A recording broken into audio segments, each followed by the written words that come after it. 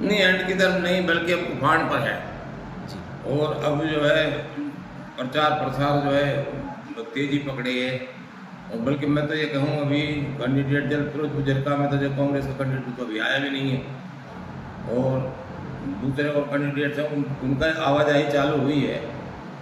Aahista Aahista scenario सामने आने लग गया। और मैं बल्कि जो है ना अकेले फिरोजपुर जिरका की बात नहीं करता, बल्कि मैं तो पूरा लोकसभा क्षेत्र के गुरुग्राम लोकसभा क्षेत्र की बात करता हूँ। तो आहिस्ता आहिस्ता सिनेरियो सामने आगे लग जाएगा और अगले 5-7 दिन में 5-6 दिन में बिल्कुल ये क्लियर साफ होने लग जाएगा कि भाई इसमें कांग्रेस के नेता कह रहे हैं सर ये चुनाव ये कोई आम चुनाव नहीं है, ये संविधान बचाओ चुनाव है कि भाजपा अगर आई तो संविधान बदल देगी। किस तरीके से देखते हो? देखिए वो राष्ट्रीय मुद्दा है, जो वो कह रहे हैं वो राष्ट्रीय मुद्दे हैं। स्थानीय जहाँ तक गुरुग्राम लोकसभा चुनाव की बात है, यहाँ पर स्थानीय मुद्दा ये भाई एक प्रत्याशी कांग्रेस का वो बाहर का है, बॉम्बे से ताल्लुक रखता है, जो जिसके बारे में लोगों को ये भी चर्चा है कि भाई ना तो उसे मतलब यहाँ 25 के बाद आना है ना जाना है, ना कोई वास्ता है, ना वो किसी से परिचित है इलाके से, ना वो इससे कोई परिचित है। और इंद्रजीत जी जो है जो बीजेपी के कैंडिडेट है वो पिछले 2009 से यहाँ के स्थानीय प्रत्याशी हैं। वो लगातार 3 बार जीते, चौथी बार फिर दोबारा से मैदान में।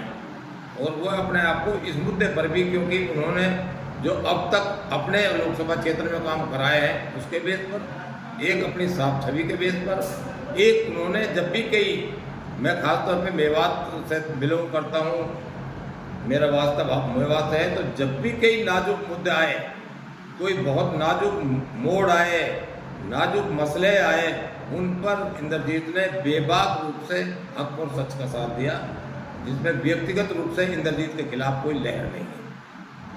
यह अलग बात है कि राष्ट्रीय मुद्दों पर कोई बीजेपी से कोई किसी मामले में कोई आदमी असुविधा महसूस कर रहा हो, लेकिन राव साहब के नाम पर, इंद्रजीत के नाम पर यहाँ पर कोई लोगों में कहने के लिए कुछ। माननीय प्रधानमंत्री द्वारा एक भाषण दिया गया है सर राजस्थान में, वो मंगलसूत्र वाला बड़ा चर्चित हुआ है, वायरल भी हो रहा है, तो उस पर क्या प्रतिक्रिया हो गया? देखिए उन्होंने राष्ट्रीय परिप्रेक्ष्य में जो बात कही है वो मेरे लिए तो खेद की बात है, नहीं कहनी चाहिए उन्होंने। लेकिन व्यक्तिगत रूप से मैं कहता हूँ इंद्रजीत जी किसी जात पात में कहीं नहीं जाता। अच्छा, राव उनके लिए सारी जात, सारे क्षेत्र सब बराबर है। राव इंद्रजीत सिंह ने नूह रैली में एक भाषण दिया, जीत तो मैं रेवाड़ी और गुरुग्राम से जाऊंगा, तो फिर मेवात की अगर बात करें तो कैसा मानते हैं? देखिए बात यह है, मैं उस कार्यक्रम में था, उन्होंने अपने पिछले 3 बार के इतिहास को सामने रखकर ये बात कही थी। जब उनके भाषण को पूरे परिप्रेक्ष्य में देखा जाए तो उन्होंने ये कही थी कि 2009 में, 2014 में और 2019 में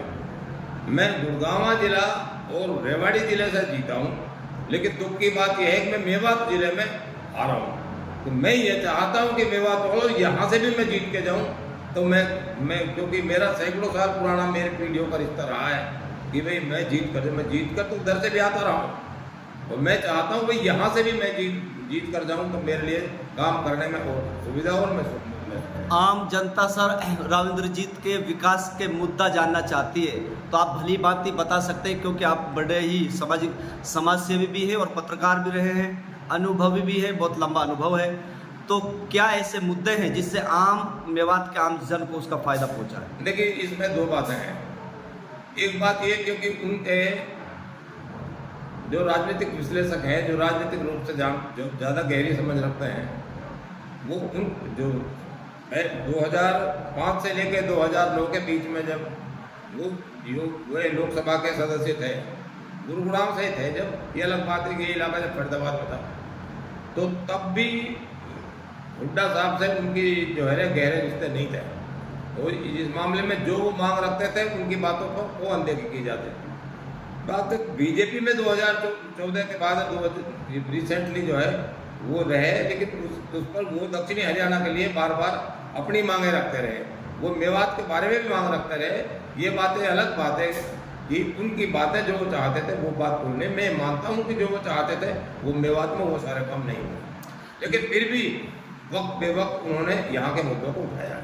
मेवात के लिए सर यूनिवर्सिटी की मांग बहुत दिनों से चली आ रही है।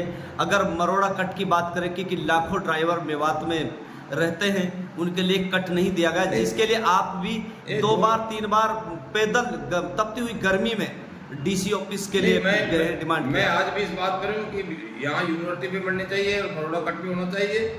और जहाँ तक वो 248 है खूनी रोड जो है इसकी बात है, तो वो जो है उसका 847 करोड़ रुपए विभाग में आया हुआ है, उसकी बात पीछे रह गई है। लेकिन यूनिवर्सिटी और बड़ौदा कट हम व्यक्तिगत रूप से जब मिलते हैं, क्योंकि आपको याद होगा कि 6 जनवरी को इंद्रजीत जी नगीना में आए थे।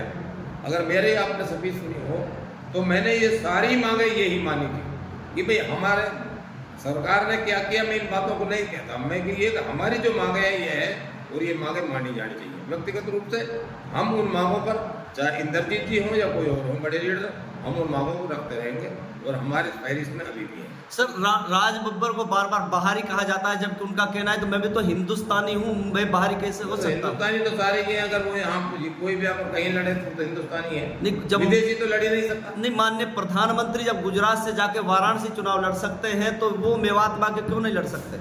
अरे लड़ने को तो छोटे को लड़ रहे हैं, को रोक कौन रहा है? लेकिन ये क्योंकि राजनीति में तो मुद्दे तो उठते हैं, कुछ ना कुछ तो मुद्दा तो कुछ तो लोग कहेंगे, लोगों का काम है कहना। लोग जब वो आते हैं सर रोड शो जो है रोड जाम हो जाता है, बहुत जगह उमड़ता है।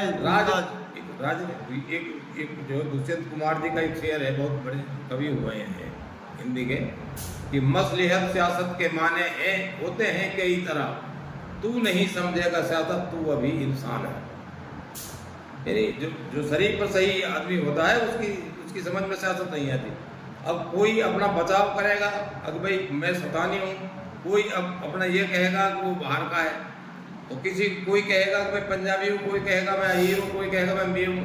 लेकिन जिससे जिसकी वोट बढ़ेगी वो कोई कुछ नारा कहेगा, मुद्दे उछाले जाएंगे, मांगे पीछे रह जाएंगे। चुनावों में मुद्दे उछाले जाते हैं, मांगे जनता की मांगे पीछे रहते। जनता जो है जनता तो झुंझुना है, कभी उसने बजा दिया, कभी उसने बजा दिया। ये है जनता, तो अपने मुद्दे जनता के रह जाते हैं और मुद्दे उछल जाते हैं। सर कांग्रेस का कहना है कि भाजपा केवल हिंदू मुस्लिम, मंदिर मस्जिद और हिंदुस्तान पाकिस्तान की बात करती है। लेकिन राव इंद्रजीत जी जो है ना, यहाँ के जो स्थानीय प्रत्याशी है बीजेपी के, वो इन मुद्दों से दूर है। ये बात उन्होंने अपने कैरेक्टर से, व्यवहारिक रूप से, व्यक्तिगत रूप से साबित की है। मेवात में सर अस्पतालें हैं, लेकिन वहाँ डॉक्टर की सुविधाएं नहीं है। अगर वहाँ अल्ट्रासाउंड की मशीनें भी जो है जर्जर हालत में पड़ी हुई है। ये तो होनी चाहिए, जो कमी है वो तो कमी है। मेवात में बहुत ज़रूरत है, ये उनकी अस्पतालों की नहीं, स्कूलों में भी कमियाँ हैं। मेवात के पिछड़ेपन में आप किसको जिम्मेवार मानते? नहीं, मैं तो सारे लीडरों को मानता हूँ, सारी सरकार को मानता हूँ। जो कहाँ तक नाम गिनवाए, सभी ने हमको लूटा है, भरोसा कर लिया जिन पर, सभी ने हमको लूटा है। क्या लगता है कि राव इंद्रजीत सिंह जी गुरुग्राम लोकसभा से फिर जीत हासिल करेंगे, मेवात की समस्याएं पूरी होंगी? लेकिन मैं ये मानता हूँ कि अगर उनको यहाँ से ठीक वोट मिली तो हम वहाँ पकड़ के बाजू पकड़ के उनसे काम ले लेंगे। ये उन्होंने हमसे वादा किया।